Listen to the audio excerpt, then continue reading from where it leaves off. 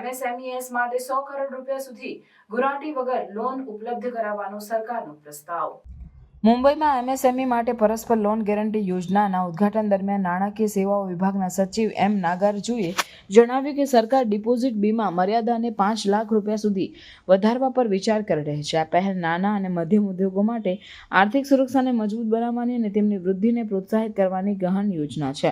પરસ્પર loan guarantee યોજના MSMEsને ગુરાટી વગર 100 કરોડ રૂપિયા સુધીના લોન ઉપલબ્ધ કરાવવાનો પ્રસ્તાવ છે, જેની મદદથી ઉદ્યોગોને વૃદ્ધિ માટે જરૂરી પથરાવ અને વિકાસ માટે ફંડ સરળતાથી ઉપલબ્ધ થશે.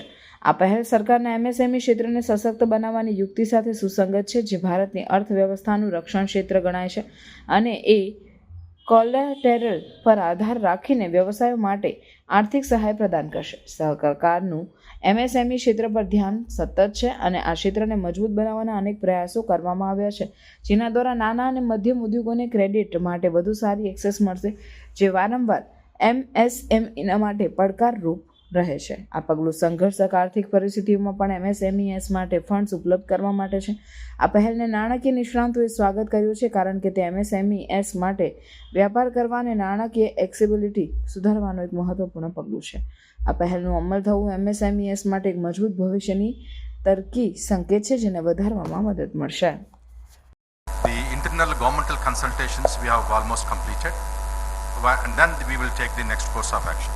Now, along with this, there are also other rules that govern how the investments will be made and the profits will be repatriated if there is FDI. That actually is including the management of the companies where the FDI investment is higher. That also will be part of the proposed amendment bills we are bringing to the Parliament. So once the Parliament approves, those rules also will be notified, so that there is everything, all the reform that we intend to do in the insurance sector to improve the penetration as well as insurance density will be done through these reforms that we are contemplating and announced by the Honorable Finance Minister.